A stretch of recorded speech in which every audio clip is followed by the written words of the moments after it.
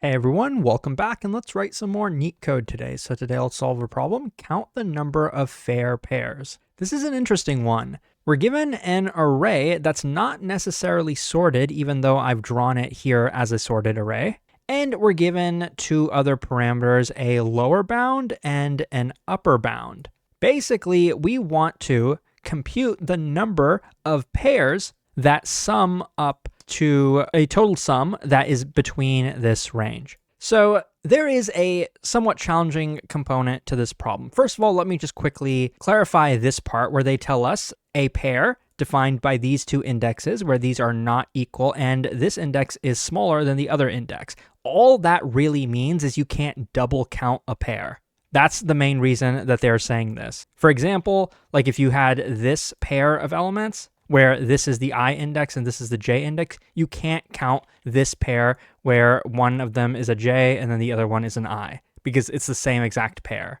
Now this here, where let's say I is here and our J pointer is over here, these are the same two values as we had over here, and these two are also maybe going to sum up to the target, but this is technically a different pair. Now this problem would be pretty easy if instead of checking if the pair of elements is in a certain range, if we could check that pair equals a specific target value, just a single target value. If that was the case, we could solve the problem pretty elegantly. We would not need to do a brute force solution where we check for every single element, how many elements are there where this guy plus another element will equal some target. Because if we do it this way, we'll have to do that for this element, scan through, we'll have to do that for this element, scan through, etc., gives us an n² solution. But if we sort the input array, which takes n log n time,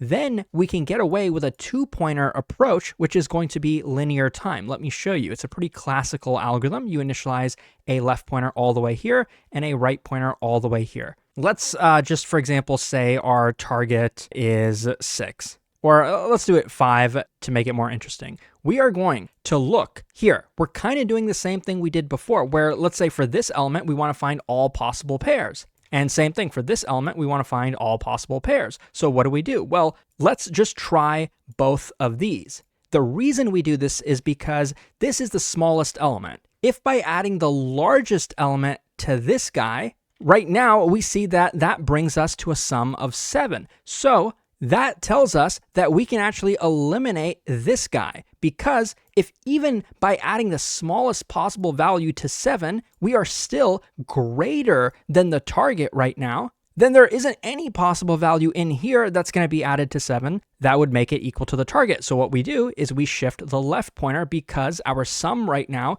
is bigger than the target. Or sorry, we shift the right pointer because our sum right now is bigger than the target. We can safely eliminate this value and then shift the pointer inwards over here. Now we'll do the same thing. Add these two, we get 5. That's exactly equal. Now, if we have duplicates like in the input and we're looking for an exact target match, this solution actually is going to end up a bit more complicated than just like the straightforward two-pointer approach. But if we were looking for, let's say, all pairs that have a sum that is less than the target, like we were just given an upper bound, this solution will work. Because we could do something like this. When we're here, the right pointer is here and the left pointer is here. This is 5 elements. So we can just take the right pointer, subtract it from the left pointer. That gives us 4, and that tells us that there are 4 pairs. So with this 0, there are 4 pairs. 1, 2, 3, 4. Those are the pairs with a sum less than or equal to the target.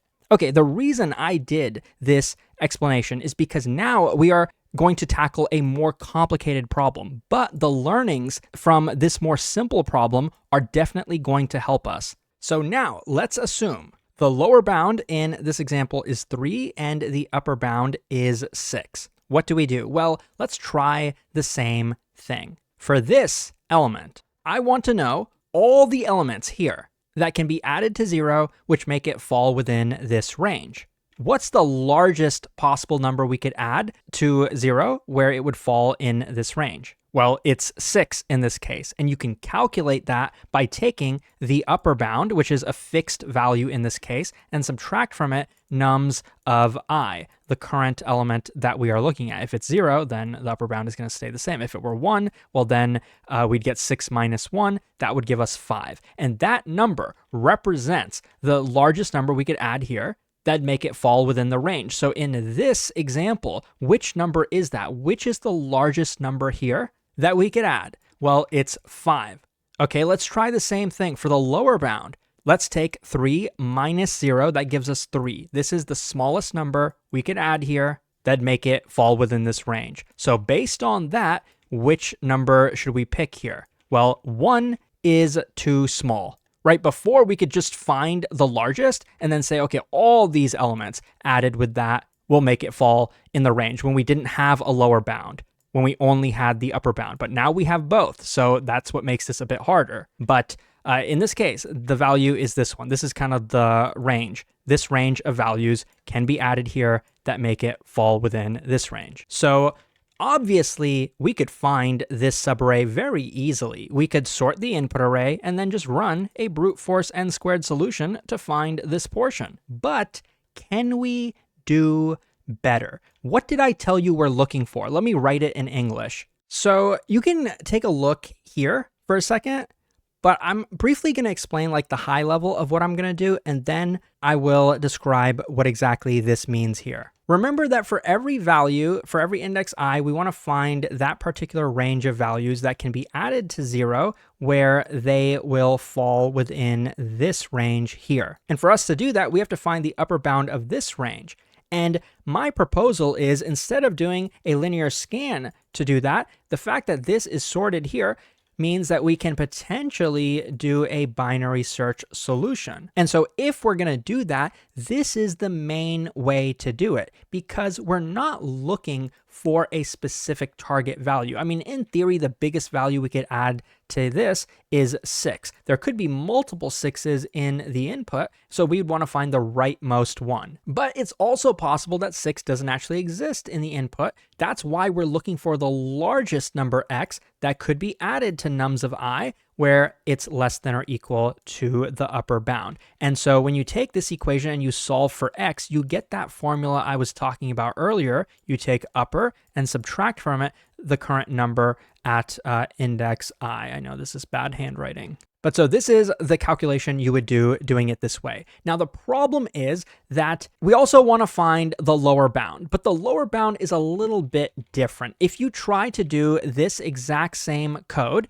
and we're probably going to put this inside of a function, so ideally we'd be able to reuse it and not have to write a completely different binary search to find the lower bound over here. So what would we pass in to this function? Well, first of all, this function itself is going to run binary search, not on the entire array, but on every element to the right of the current element, for the same reason that we do like nested loops in that way, because we don't want duplicates. So we run binary search here. We'll pass this in as a left pointer, this in as the right pointer, and we'll pass in a certain like target value, which in this case would be 6. So we're trying to find the largest value less than 6. That's going to be over here. If we do the same thing for 3, at first you might think it'll work, but if we had duplicates here, this function, I don't know if there is a way to get it so that it'll find us the leftmost 3, because that's what we would want. For this one, we want to find the rightmost value. Here, we want to find the leftmost value. And so that can get kind of tricky. The way to get around that is actually very, very clever. Well, first of all, you could write a separate binary search function. You'd instead be looking for the smallest number x, where this is less than or equal to the lower bound. And I actually believe it would be greater than or equal to the lower bound. And this would be the smallest. So you could write a separate binary search function, but you actually don't need to do that. This is what we can do. Instead, we can get rid of this equality. And so now this function will only find x values that make us smaller than the upper bound. So now the problem with this is that like if we had a 6, we would skip it. We would not include the 6, like we'd be over here. And that's not a huge problem for us because we can just pass in plus 1 here. So that would mean find the largest x where the sum is going to be less than 7 in this example. So it would work. It would find this cutoff, specifically this index, and it'll say that this and everything to the left of here added to 0 are going to be less than the upper bound. It'll satisfy that condition. And now we can reuse the function with the lower bound. We can pass 3 into this function. We can just pass the lower bound in there, not the lower bound plus 1, but just the lower bound, and then run binary search. And what it's going to do is, let me cross this out and put lower here. If we put this in this formula, we're still going to do the same thing. We're still going to solve for x. We're going to get lower minus nums of I. And so in this example, that's going to end up being 3 minus 0. So it's just going to be 3. And now we're looking for the largest x where the sum is going to be less than 3, not including 3. And so that's very nice, because if I put a 3 over here, and in fact, I could have had multiple 3s. Imagine that I have multiple 3s here. This function is going to say, okay, well, 4 is too big. It's going to maybe check 3, and it's going to say 3 plus 0 is not less than 3. So that still doesn't work. Eventually, we'll get to 1, and we'll find, okay, here. This is the cutoff point. This and every value to the left of it added to 0 are going to be too small. So this is the sweet spot, everything in between here. And that's very easy to calculate this, because you can just take the difference of the pointers. Remember that our right pointer was here, our left pointer is over here. If you just take the difference between these two, you'll get that distance, which is 3 in this example, if you ignore the 3s up here. By the way, if this was confusing to you, it definitely is. Maybe I could have done a better job, but the main motivation behind all of this is just the fact that we don't want to have to write 2 binary search functions. This way we can reuse one of them, which isn't like a huge deal. If you do it implementing 2 different binary searches, I think that's honestly fine. So very quickly, just to briefly explain how we're going to do this, going to iterate over every element, then run the binary search here, looking for the target for less than 7. We'll end up finding this as the window. We'll take the difference between the 2 pointers. That'll add 3 to the result. And then we'll try the same thing, moving the pointer over here. We'll run binary search on this part 2 times, finding the range, which I believe in this case is this. And so the left pointer will probably be here, and the right pointer will be here. Or actually, I think the left pointer will end up out of bounds from like this range that we pass into it. So probably like over here. But anyways, it'll still be like these 3 elements that could be added to 1 to make it fall within this range. And so doing it this way, we run binary search for every element. That'll be n log n. And we also sorted the array. So same thing, n log n. That's the overall time complexity. Now let's code it up. So the first thing I'm going to do is actually just write out the binary search and not fully implement it. So I'm going to pass in the range, the left and right pointers of what we're searching. We're not going to be searching necessarily the entire input array. And I'm also going to pass in the target. It's not a real target. What it actually represents is, like in this function, we're trying to return the largest I where the number at index I is less than the target. Now it's true in this function, I could have also passed in nums of I, n, and then I could have here either passed in the lower bound and upper bound. And then inside of the function, I could have done like those calculations I was showing you, but it's easier just to do the calculation outside of this function and then just pass in that target value, which in my case is x. Target represents x in the drawing explanation I was showing you earlier. So I'm not going to fill this in just yet, but we will in a moment. And I think that's kind of a good strategy when you're doing real coding interviews. If you don't know how to do a certain part of code, you can implement the other part that you actually do know how to do. So here I'm going to sort the input array. I'm going to initialize a result, which is going to keep track of the count of pairs. That's what I'm going to return. And then I'm going to iterate over every position in the input. And this is the part where I'm going to do the calculations up front. Remember that x plus the number at I, we want that to be less than like the lower bound. So if you solve for x, you're going to get the lower parameter here minus nums of I.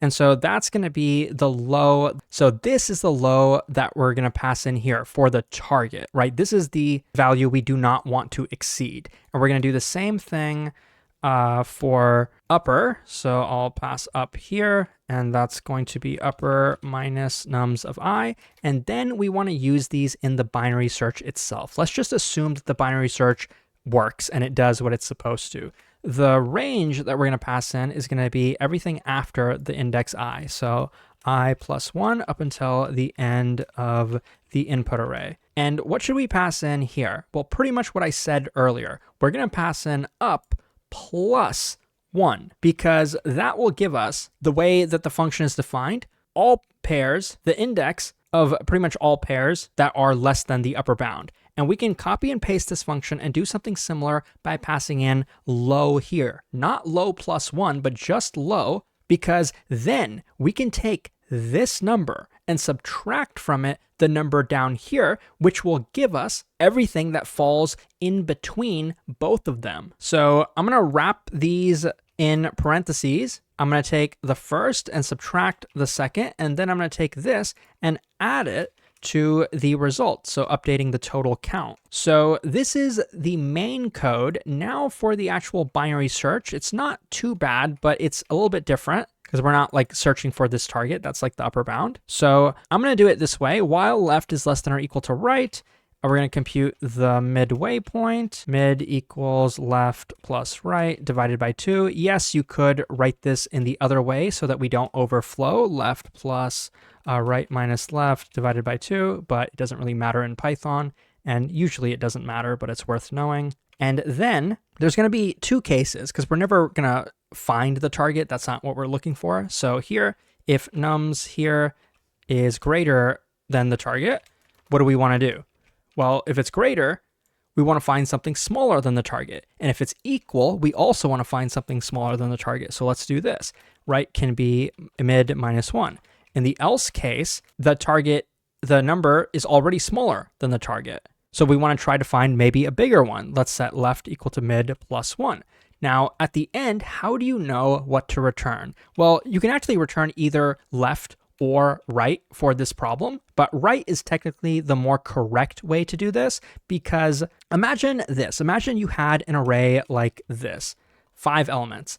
Eventually, you're going to end up in a case where either the left and right pointers are at the same element, like this, left and right are here, or the left is here and the right pointer is adjacent to it. In both of these cases, let's see what happens up above. I'll do it for the case where they're adjacent. You can try the case where they're both at the same element. So if they're here, like these are the two base cases, either this is the base case or this is the base case. And in this base case, I'll do the dry run. What if the element here, this is going to be mid if they're both at the same position anyway. If that element is bigger than the target, we're going to set right equal to mid plus 1, or minus 1 rather, sorry.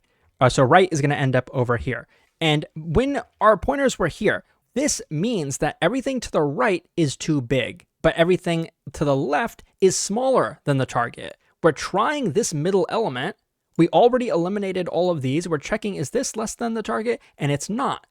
So right is going to be shifted over here. And so that is indeed the largest element that is smaller than the target. This one was not. This one is. And you could also do it the other way. What if this case executed? Well, that means that the element here at the middle index is valid. So left gets shifted over here. Now the pointers crossed each other. We're done, and we'll return right, which is the correct thing to do. This was the biggest number because we already eliminated all of these when the left pointer was over here. So that's just a little bit of the intuition of why it works. I believe that is the entire code, though. Let me give it a run. And as you can see on the left, it works and it's pretty efficient. Check out Leetcode.io for a lot more if you are interested, and I will see you guys soon.